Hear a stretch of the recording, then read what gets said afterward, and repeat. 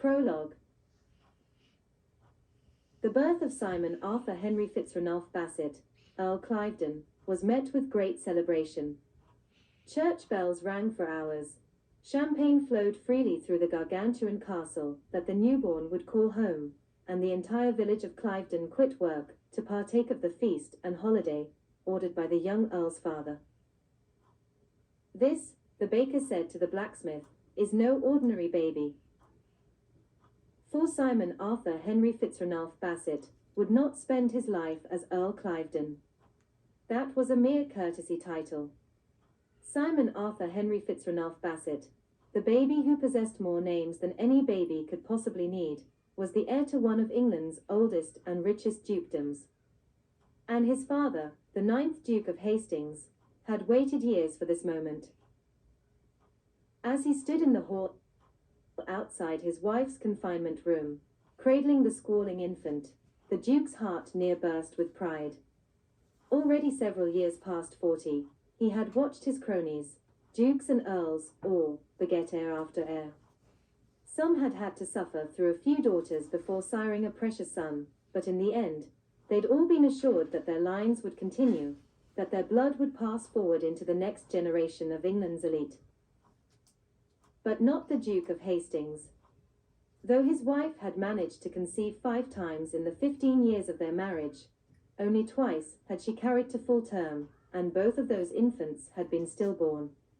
After the 5th pregnancy, which had ended with a bloody miscarriage in the 5th month, surgeons and physicians alike had warned their graces that they absolutely must not make another attempt to have a child. The Duchess's very life was in danger. She was too frail, too weak, and perhaps, they said gently, too old. The Duke was simply going to have to reconcile himself to the fact that the dukedom would pass out of the Bassett family. But the Duchess, God bless her, knew her role in life, and after a 6-month recuperative period, she opened the connecting door between their bedrooms, and the Duke once again commenced his quest for a son. 5 months later, the Duchess informed the Duke that she had conceived. The Duke's immediate elation was tempered by his grim determination that nothing, absolutely nothing, would cause this pregnancy to go awry. The Duchess was confined to her bed the minute it was realized that she'd missed her monthly courses. A physician was brought in to visit her every day, and halfway through the pregnancy, the Duke located the most respected doctor in London and paid him a king's ransom to abandon his practice and take up residence at Cliveden Castle temporarily. The Duke was taking no chances this time. He would have a son, and the dukedom would remain in Bassett hands. The Duchess experienced pains a month early, and pillows were tucked under her hips. Gravity might keep the babe inside, Dr. Stubbs explained. The Duke thought that a sound argument, and once the doctor had retired for the evening, placed yet another pillow under his wife, raising her to a 20-degree angle. She remained that way for a month. And then finally, the moment of truth arrived. The household prayed for the Duke, who so wanted an heir, and a few remembered to pray for the Duchess, who had grown thin and frail even as her belly had grown round and wide. They tried not to be too hopeful. After all, the Duchess had already delivered and buried 2 babes. And even if she did manage to safely deliver a child, it could be, well, a girl. As the Duchess's screams grew louder and more frequent, the Duke shoved his way into her chamber, ignoring the protests of the doctor, the midwife, and her Grace's maid. It was a bloody mess, but the Duke was determined to be present when the babe's sex was revealed.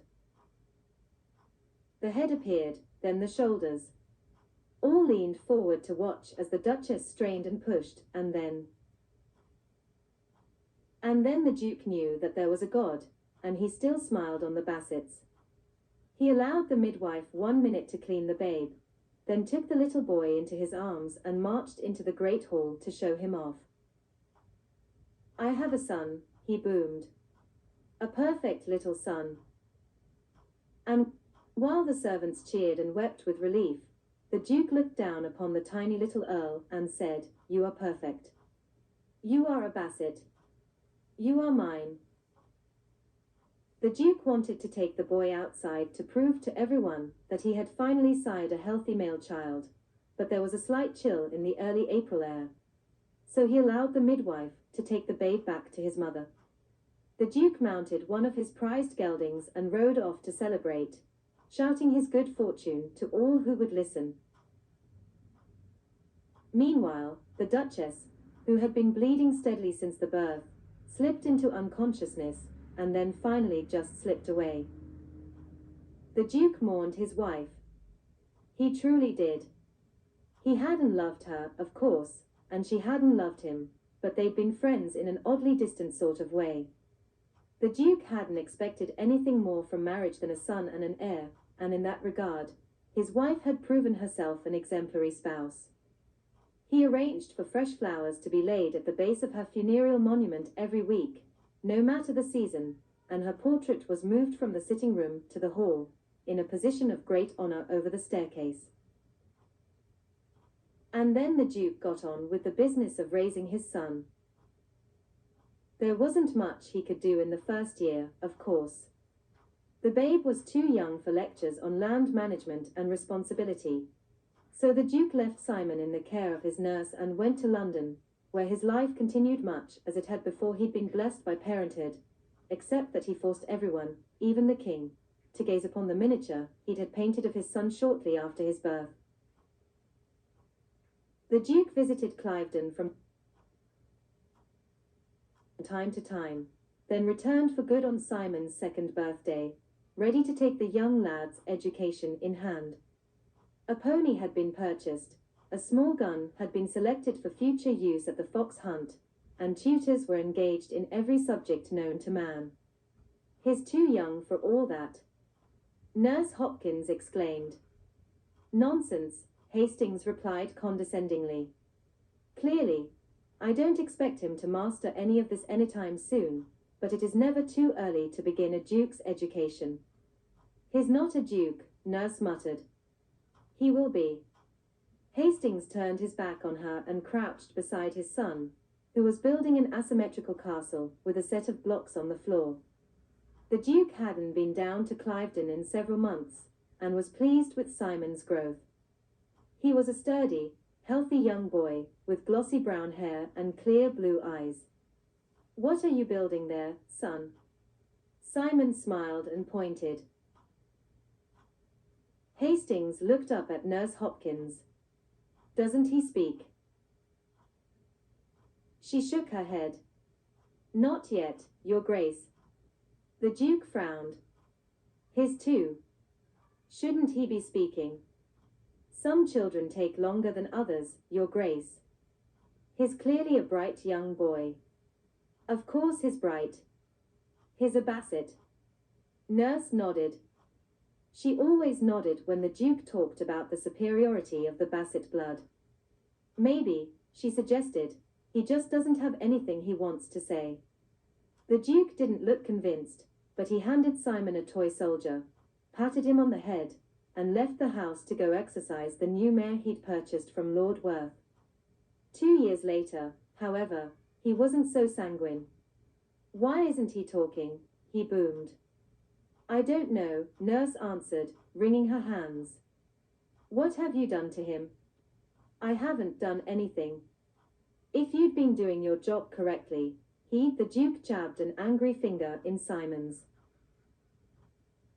direction, "would be speaking." Simon, who was practicing his letters at his miniature desk, watched the exchange with interest. "He's 4 years old, God damn it," the Duke roared. "He should be able to speak."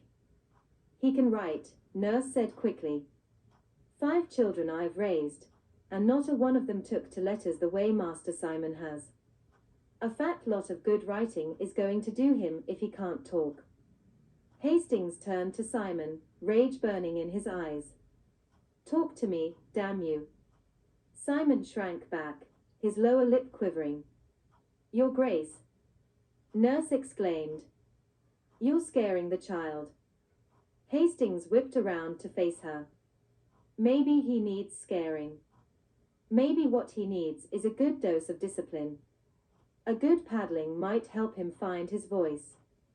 The Duke grabbed the silver-backed brush Nurse used on Simon's hair and advanced on his son.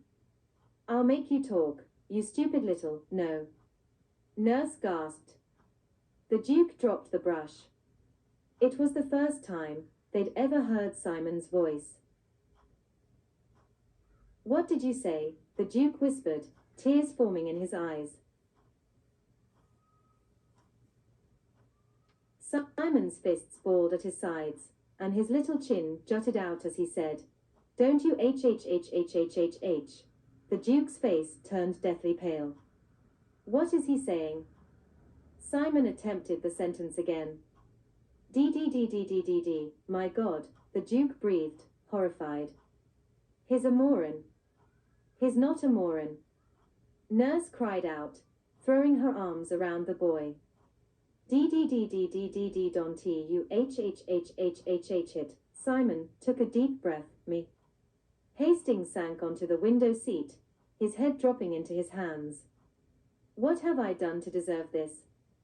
What could I have possibly done? You should be giving the boy praise. Nurse Hopkins admonished.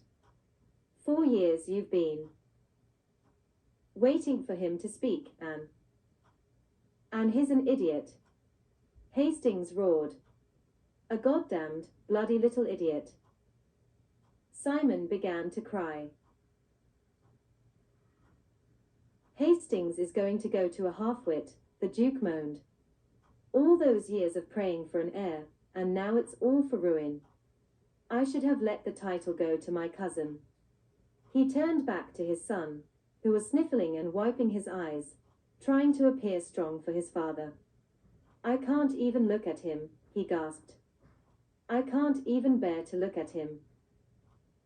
And with that, the Duke stalked out of the room. Nurse Hopkins hugged the boy close. You're not an idiot, she whispered fiercely. You're the smartest little boy I know. And if anyone can learn to talk properly, I know it's you. Simon turned into her warm embrace and sobbed. We'll show him, Nurse vowed. He'll eat his words if it's the last thing I do. Nurse Hopkins proved true to her word. While the Duke of Hastings removed himself to London and tried to pretend he had no son, she spent every waking minute with Simon, sounding out words and syllables, praising him lavishly when he got something right, and giving him encouraging words when he didn't. The progress was slow, but Simon's speech did improve.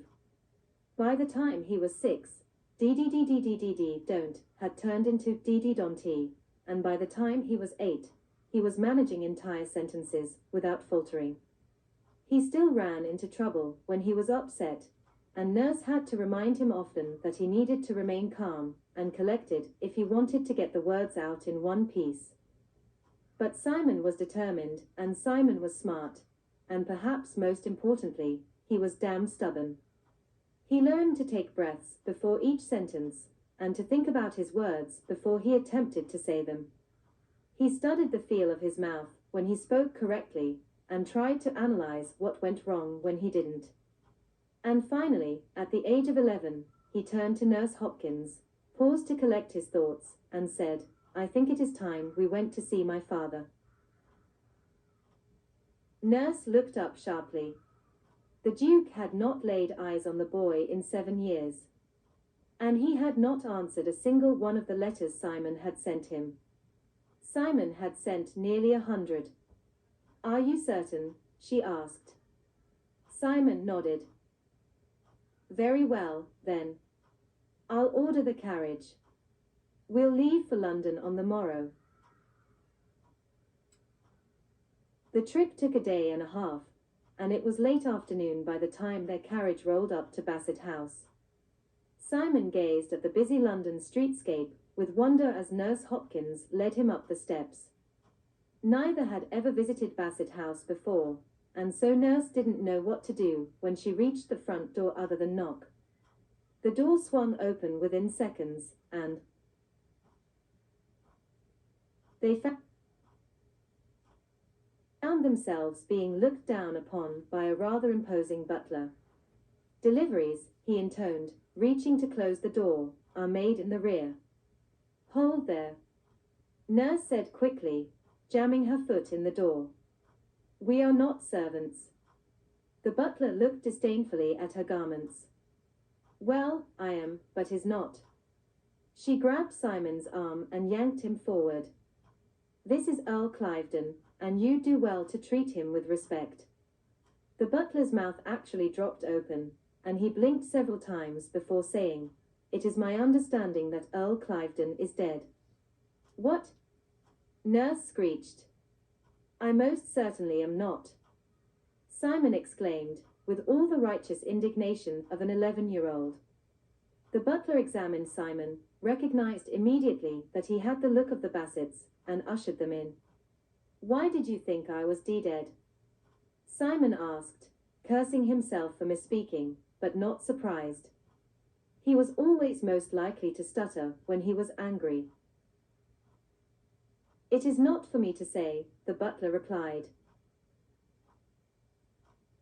"It most certainly is," Nurse shot back. "You can't say something like that to a boy of his years and not explain it." The butler was silent for a moment, then finally said, "His Grace has not mentioned you in years."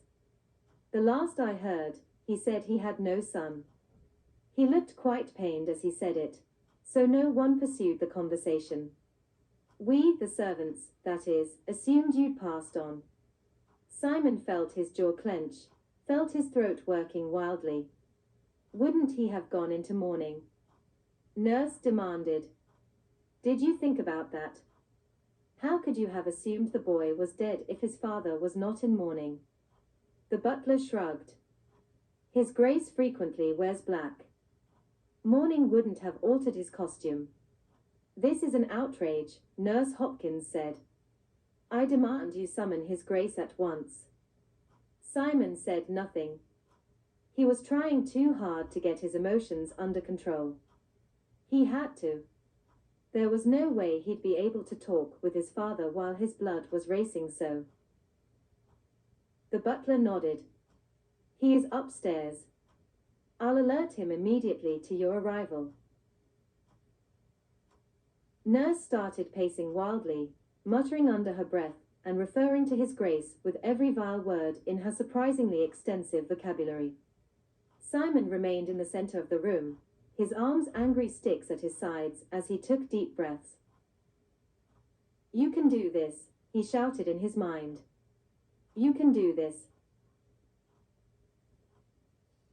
Nurse turned to him, saw him trying to control his temper, and immediately gasped.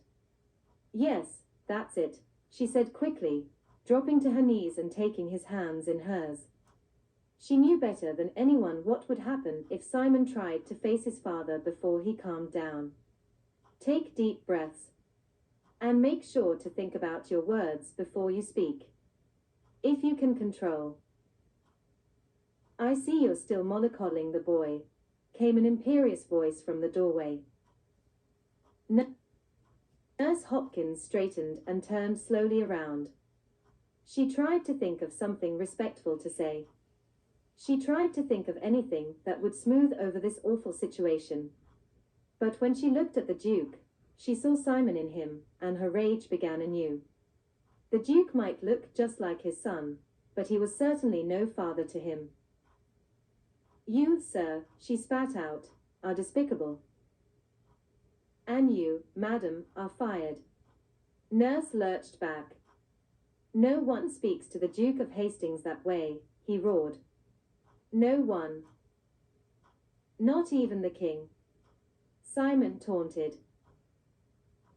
Hastings whirled around, not even noticing that his son had spoken clearly. "You," he said in a low voice. Simon nodded curtly. He'd managed one sentence properly, but it had been a short one, and he didn't want to push his luck. Not when he was this upset. Normally, he could go days without a stutter, but now the way his father stared at him made him feel like an infant. An idiot infant. And his tongue suddenly felt awkward and thick. The Duke smiled cruelly. What do you have to say for yourself, boy? Eh? What do you have to say?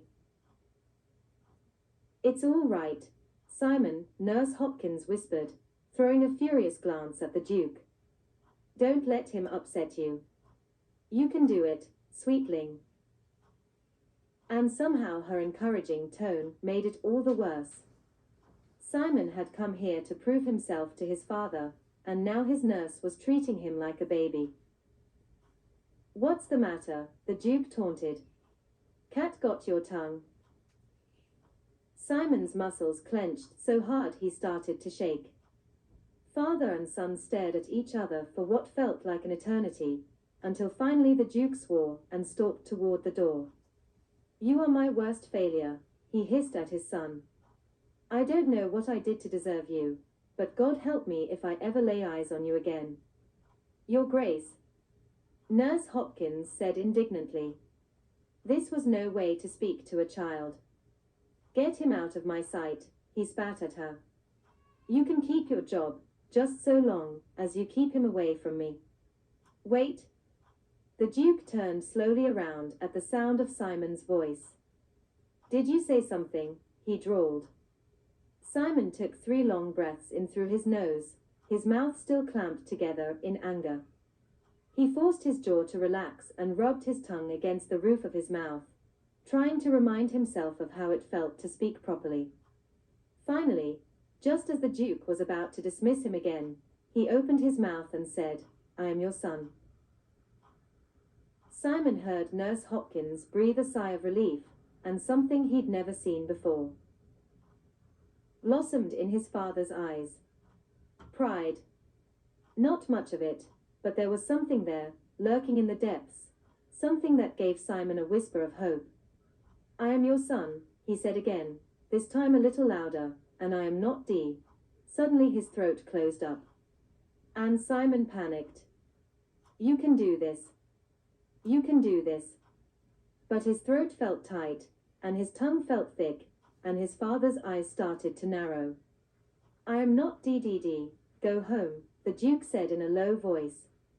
There is no place for you here. Simon felt the Duke's rejection in his very bones, felt a peculiar kind of pain enter his body and creep around his heart. And as hatred flooded his body and poured from his eyes, he made a solemn vow. If he couldn't be the son his father wanted, then by God, he'd be the exact opposite. Chapter 1. The Bridgertons are by far the most prolific family in the upper echelons of society. Such industriousness on the part of the Viscountess and the late Viscount is commendable, although one can find only banality in their choice of names for their children. Anthony, Benedict, Colin, Daphne, Eloise, Francesca, Gregory, and Hyacinth. Orderliness is, of course, beneficial in all things, but one would think that intelligent parents would be able to keep their children straight without needing to alphabetize their names. Furthermore, the sight of the Viscountess and all 8 of her children in one room is enough to make one fear one is seeing double, or triple, or worse. Never has this author seen a collection of siblings so ludicrously alike in their physical regard. Although this author has never taken the time to record eye color, all 8 possess similar bone structure and the same thick, chestnut hair. One must pity the Viscountess, as she seeks advantageous marriages for her brood, that she did not produce a single child of more fashionable coloring. Still, there are advantages to a family of such consistent looks. There can be no doubt that all 8 are of legitimate parentage. Gentle reader, your devoted author wishes that that were the case amid all large families. Lady Whistledown's Society Papers, 26 April 1813. Violet Bridgerton crumpled the single-page newspaper into a ball and hurled it across the elegant drawing room. Her daughter Daphne wisely made no comment and pretended to be engrossed in her embroidery. "Did you read what she said?" Violet demanded. "Did you?" Daphne eyed the ball of paper, which now rested under a mahogany end table. "I didn't have the opportunity before you, finished with it." "Read it, then," Violet wailed, her arm slicing dramatically through the air. "Read how that woman has maligned us." Daphne calmly set down her embroidery and reached under the end table. She smoothed the sheet of paper out on her lap and read the paragraph about her family. Blinking, she looked up. "This isn't so bad, Mother. In fact, it's a veritable benediction compared to what she wrote about the Featheringtons last week. How am I supposed to find you a husband while that woman is slandering your name?" Daphne forced herself to exhale. After nearly 2 seasons in London, the mere mention of the word husband was enough to set her temples pounding. She wanted to marry, truly she did, and she wasn't even holding out for a true love match. But was it really too much to hope for a husband for whom one had at least some affection? Thus far, 4 men had asked for her hand, but when Daphne had thought about living the rest of her days in the company of any of them, she just couldn't do it. There were a number of men she thought might make reasonably good husbands, but the problem was, none of them was interested. Oh, they all liked her. Everyone liked her. Everyone thought she was funny and kind and a quick wit, and no one thought her the least bit unattractive, but at the same time, no one was dazzled by her beauty, stunned into speechlessness by her presence, or moved to write poetry in her honor. Men, she thought with disgust, were interested only in those women who terrified them. No one seemed inclined to court someone like her. They all adored her, or so they said, because she was so easy to talk to, and she always seemed to understand how a man felt. As one of the men Daphne had thought might make a reasonably good husband had said, "Deuce take it, Daph, you're just not like regular females. You're positively normal." Which she might have managed to consider a compliment if he hadn't proceeded to wander off in search of the latest blonde beauty. Daphne looked down and noticed that her hand was clenched into a fist. Then she looked up and realized her mother was staring at her, clearly waiting for her to say something. Since she had already exhaled, Daphne cleared her throat and said, "I'm sure Lady Whistledown's little column is not going to hurt my chances for a husband." "Daphne, it's been 2 years. And Lady Whistledown has only been publishing for 3 months, so I hardly see how we can lay the blame at her door." "I'll lay the blame wherever I choose," Violet muttered. Daphne's fingernails bit her palms as she willed herself not to make a retort. She knew her mother had only her best interests at heart. She knew her mother loved her. And she loved her mother, too. In fact, until Daphne had reached marriageable age, Violet had been positively the best of mothers. She still was, when she wasn't despairing over the fact that after Daphne, she had 3 more daughters to marry off. Violet pressed a delicate hand to her chest. She cast aspersions on your parentage. "No," Daphne said slowly. It was always wise to proceed with caution when contradicting her mother.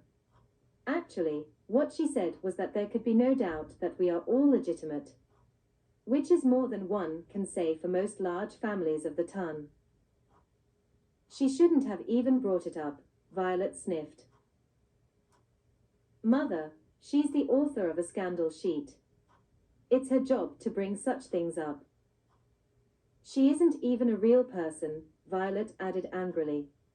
She planted her hands on her slim hips, then changed her mind and shook her finger in the air. "Whistledown, ha. I've never heard of any Whistledones. Whoever this depraved woman is, I doubt she's one of us. As if anyone of breeding would write such wicked lies. Of course she's one of us, Daphne said, her brown eyes filling with amusement.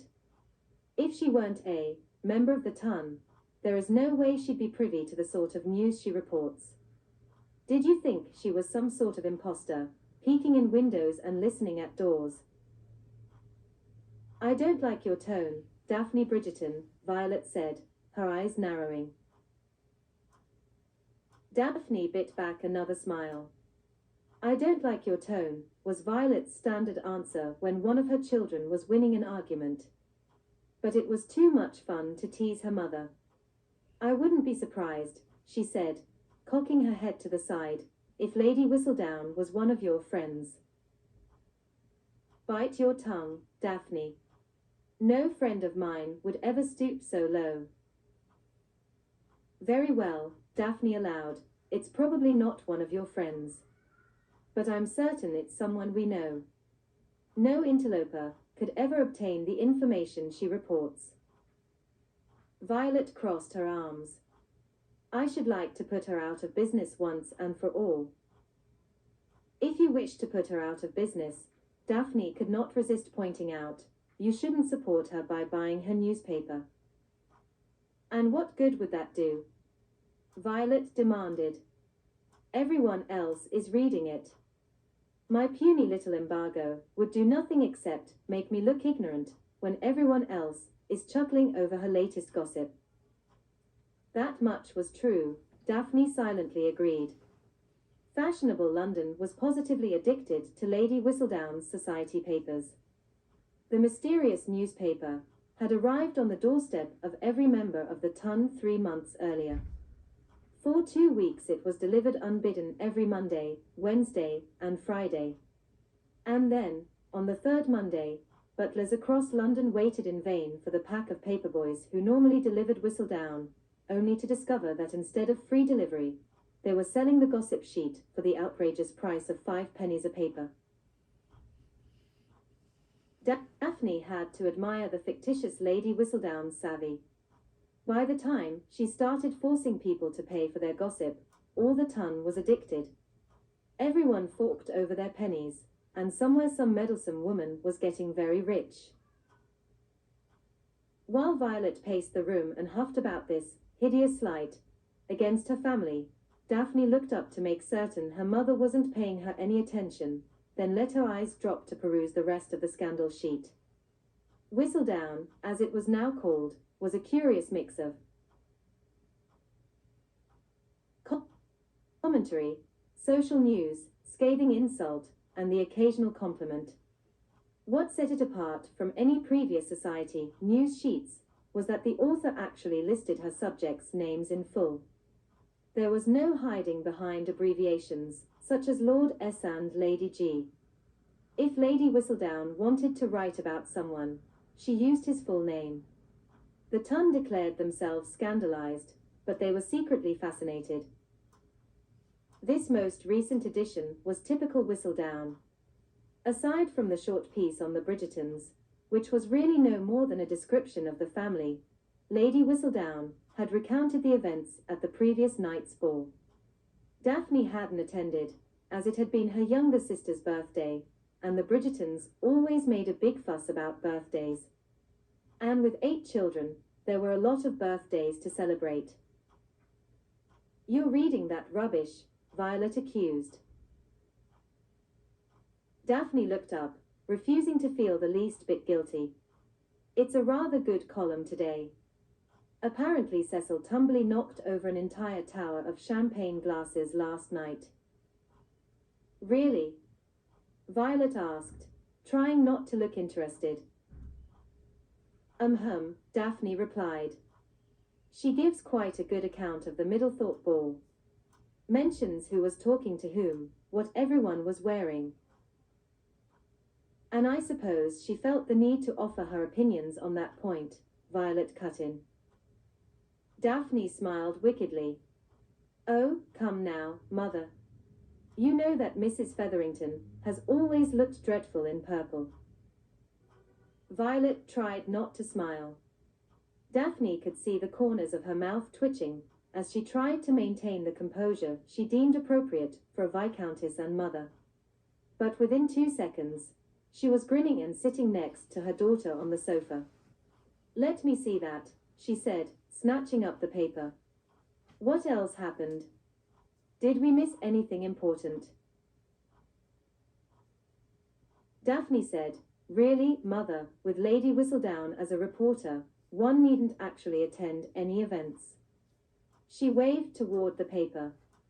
"This is almost as good as actually being there. Better, probably. I'm certain we had better food last night than they did at the ball. And give that back." She yanked the paper back, leaving a torn corner in Violet's hands. Daphne affected mock righteousness. "I was reading it." "Well, listen to this." Violet leaned in.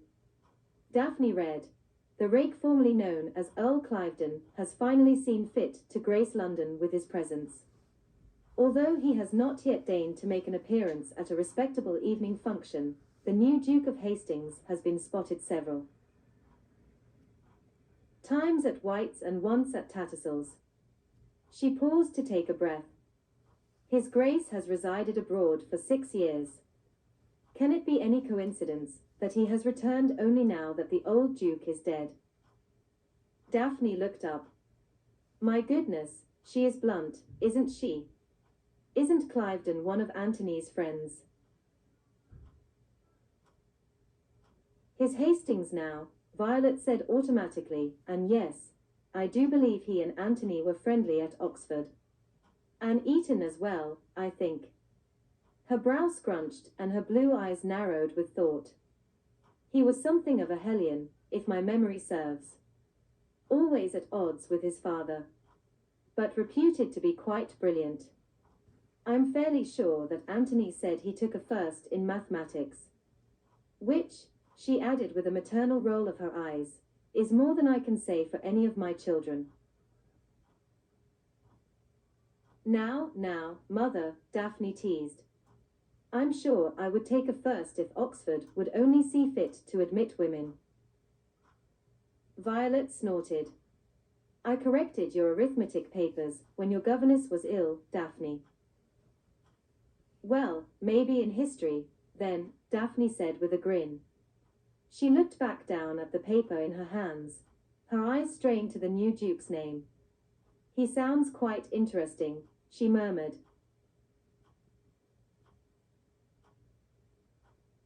Violet looked at her sharply. "He's quite unsuitable for a young lady of your years, is what he is." Funny how my years, as you put it, volley back and forth between being so young that I cannot even meet Antony's friends, and being so old that you despair of my ever contracting a good marriage. Daphne Bridgerton, I don't like my tone, I know. Daphne grinned. "But you love me." Violet smiled warmly and wrapped an arm around Daphne's shoulder. "Heaven help me, I do." Daphne gave her mother a quick peck on the cheek. "It's the curse of motherhood. You're required to love us even when we vex you." Violet just sighed. "I hope that someday you have children." "Just like me, I know." Daphne smiled nostalgically and rested her head on her mother's shoulder. Her mother could be overly inquisitive, and her father had been more interested in hounds and hunting than he'd been in society affairs, but theirs had been a warm marriage, filled with love, laughter, and children. "I could do a great deal worse than follow your example, Mother," she murmured. "Why, Daphne," Violet said, her eyes growing watery, "what a lovely thing to say." Daphne twirled a lock of her chestnut hair around her finger, and grinned, letting the sentimental moment melt into a more teasing one. I'm happy to follow in your footsteps when it comes to marriage and children, mother, just so long as I don't have to have 8. Asterisk, asterisk, asterisk. At that exact moment, Simon Bassett, the new Duke of Hastings and the erstwhile topic of the Bridgerton ladies' conversation, was sitting at White's. His companion was none other than Anthony Bridgerton, Daphne's eldest brother. The two cut a striking pair, both tall and athletic, with thick dark hair. But where Anthony's eyes were the same deep chocolate brown as his sister's, Simon's were icy blue, with an oddly penetrating gaze. It was those eyes as much as anything that had earned him his reputation as a man to be reckoned with. When he stared at a person, clear and unwavering, men grew uncomfortable. Women positively shivered. But not Anthony. The two men had known each other for years, and Anthony just laughed when Simon raised a brow and turned his icy gaze upon him. "You forget. I've seen you with your head being lowered into a chamber pot," Anthony had once told him. "It's been difficult to take you seriously ever since." To which Simon had replied, "Yes, but if I recall, you are the one holding me over that fragrant receptacle." One of my proudest moments, to be sure. But you had your revenge the next night in the form of a dozen eels in my bed. Simon allowed himself a smile as he remembered both the incident and their subsequent conversation about it. Anthony was a good friend, just the sort a man would want by his side in a pinch. He'd been the first person Simon had looked up upon returning to England. "It's damned fine to have you back, Cliveden," Anthony said, once they'd settled in at their table at White's. "Oh, but I suppose you'll insist I call you Hastings now." "No," Simon said rather emphatically. "Hastings will always be my father." He never answered to anything else. He paused. "I'll assume his title if I must, but I won't be called by his name." "If you must." Anthony's eyes widened slightly. Most men would not sound quite so resigned about the prospect of a dukedom. Simon raked a hand through his dark hair. He knew he was supposed to cherish his birthright and display unwavering pride in the Bassett family's illustrious history, but the truth was it all made him sick inside. He'd spent his entire life not living up to his father's expectations. It seemed ridiculous now to try to live up to his name. "It's a damned burden is what it is," he finally grumbled. You'd best get used to it," Anthony said pragmatically, "because that's what everyone will call you." Simon knew it was true, but he doubted if the title would ever sit well upon his shoulders. "Well, whatever the case," Anthony added, respecting his friend's privacy by not delving further into what was obviously an uncomfortable topic, "I'm glad to have you back. I might finally get some peace next time I escort my sister to a ball." Simon leaned back, crossing his long, muscular legs at the ankles. "An intriguing remark." Anthony raised a brow. "One that you're certain I'll explain. But of course, I ought to let you learn for yourself, but then, I've never been a cruel man." Simon chuckled. This coming from the man who dunked my head in a chamber pot. Anthony waved his hand dismissively. "I was young. And now you're a model of mature decorum and respectability." Anthony grinned. "Absolutely." "So tell me," Simon drawled, "how, exactly, am I meant to make your existence that much more peaceful? I assume you plan to take your place in society." "You assume incorrectly. But you are planning to attend Lady Danbury's ball this week," Anthony said. "Only because I am inexplicably fond of the old woman. She says what she means, Anne." Simon's eyes grew somewhat shuttered. "And?" Anthony prompted. Simon gave his head a little shake. It's nothing. Just that she was rather kind to me as a child.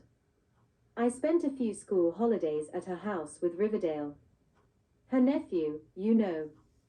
Anthony nodded once. I see. So you have no intention of entering society. I'm impressed by your resolve.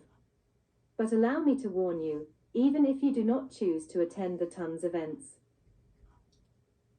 they will find you. Simon, who had chosen that moment to take a sip of his brandy, choked on the spirit at the look on Anthony's face when he said, they. After a few moments of coughing and sputtering, he finally managed to say, who, pray tell, are they? Anthony shuddered. Mothers. Not having had one myself, I can't say I grasp your point. Society mothers, you dolt. Those fire-breathing dragons with daughters of, God help us, marriageable age. You can run, but you'll never manage to hide from them. And I should warn you, my own is the worst of the lot. Good God. And here I thought Africa was dangerous. Anthony shot his friend a faintly pitying look. They will hunt you down. And when they find you, you will find yourself trapped in conversation with a pale young lady all dressed in white, who cannot converse on topics other than the weather, who received vouchers to Allmax and hair ribbons. A look of amusement crossed Simon's features. I take it, then, that during my time abroad you have become something of an eligible gentleman. Not out of any aspirations to the role on my part, I assure you.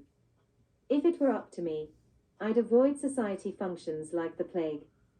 But my sister made her beau last year, and I'm forced to escort her from time to time. Daphne, you mean? Anthony looked up in surprise. Did the two of you ever meet? No, Simon admitted, but I remember her letters to you at school, and I recalled that she was fourth in the family, so she had to start with D, and, yes, Anthony said with a slight roll of his eyes, the Bridgerton method of naming children. Guaranteed to make certain no one forgets who you are. Simon laughed. It worked, didn't it? Say, Simon, Anthony suddenly said, leaning forward, I've promised my mother I'll have dinner at Bridgerton House later this week with the family. Why don't you join me? Simon raised a dark brow. Didn't you just warn me about society mothers and debutante daughters? Anthony laughed. I'll put my mother on her best behavior, and don't worry about Daph. She's the exception that proves the rule. You'll like her immensely. Simon narrowed his eyes. Was Anthony playing matchmaker? He couldn't tell. As if Anthony were reading his thoughts, he laughed. Good God, you don't think I'm trying to pair you off with Daphne, do you? Simon said nothing. You would never suit. You're a bit too brooding for her tastes. Simon thought that an odd comment, but instead chose to ask, has she had any offers, then? A few. Anthony kicked back the rest of his brandy, then let out a satisfied exhale. I've allowed her to refuse them all. That's rather indulgent of you. Anthony shrugged. Love is probably too much to hope for in a marriage these days, but I don't see why she shouldn't be happy with her husband. We've had offers from one man old enough to be her father, another old enough to be her father's younger brother, one who was rather too high. In the instep for our often boisterous clan, and then this week, dear God, that was the worst. What happened? Simon asked curiously. Anthony gave his temples a weary rub. This last one was perfectly amiable, but a rather bit dim in the head. You'd think, after our rakish days, I'd be completely without feelings, really. Simon asked with a devilish grin. You'd think that. Anthony scowled at him. I didn't particularly enjoy breaking this poor fool's heart. Wasn't Daphne the one to do that? Yes, but I had to tell him. Not many brothers would allow their sister such latitude with their marriage proposals, Simon said quietly. Anthony just shrugged again, as if he couldn't imagine treating his sister in any other way. She's been a good sister to me. It's the least I can do, even if it means escorting her to Almack's, Simon said wickedly. Anthony groaned. Even then, I'd console you by pointing out that this will all be over soon, but you've what? 3 other sisters waiting in the wings. Anthony positively slumped in his seat.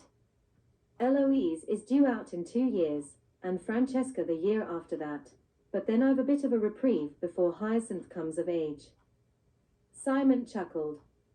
I don't envy you your responsibilities in that quarter. But even as he said the words, he felt a strange longing, and he wondered what it would be like to be not quite so alone in this world. He had no plans to start a family of his own, but maybe if he'd had one to begin with, his life would have turned out a bit differently. So you'll come for supper, then? Anthony stood. Informal, of course. We never take meals formally when it's just family. Simon had a dozen things to do in the next few days, but before he could remind himself that he needed to get his affairs in order, he heard himself saying, I'd be delighted. Excellent. And I'll see you at the Danbury Bash first. Simon shuddered. Not if I can help it. My aim is to be in and out in under 30 minutes. You really think, Anthony said, raising a doubtful brow, that you're going to be able to go to the party, pay your respects to Lady Danbury, and leave? Simon's nod was forceful and direct. But Anthony's snort of laughter was not terribly reassuring. Chapter 2. The new Duke of Hastings is a most interesting character.